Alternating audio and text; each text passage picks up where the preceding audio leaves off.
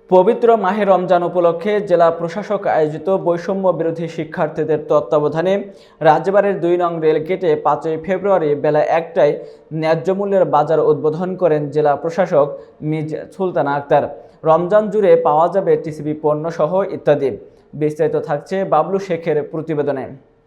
রাজবাড়ীর ২ নং রেলগেট ন্যায্য মূল্যে বাজারের কৃষকের প্রান্তিক পর্যায় হইতে বৈষম্য বিরোধী শিক্ষার্থীরা পণ্য সরবরাহ করে ন্যায্য মূল্যে ভক্তদের হাতে পৌঁছে দিচ্ছেন।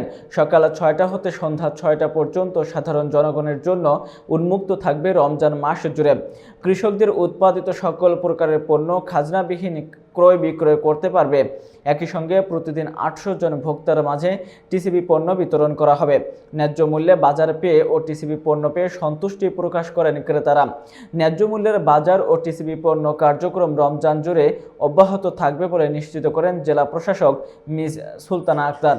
ন্যায্য মূল্যের দোকান চালু করছি, যেটা ভোক্তা যারা কিনবে তারা বাজার থেকে এখানে সাশ্রয়ী কিনতে পারবে। রাজবাড়ী জেলা বৈষম্য ছাত্র আন্দোলন যে ন্যায্য মূল্যে ভোক্তাদের কাছে পণ্য সরবরাহ করে যাচ্ছে, আজকে উদ্বোধন হয়েছে জেলা প্রশাসনের মাধ্যমে। আমাদের এটা চলমান থাকবে ঈদ পর্যন্ত, ২৮ তারিখ পর্যন্ত, সকাল ৬টা থেকে ৬টা পর্যন্ত।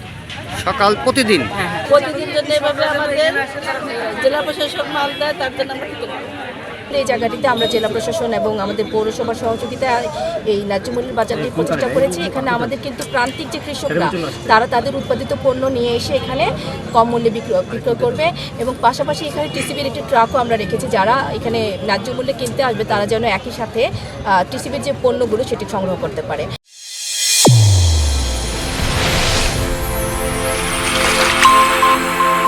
চ্যানেল A1 হৃদয়ের স্পন্দন।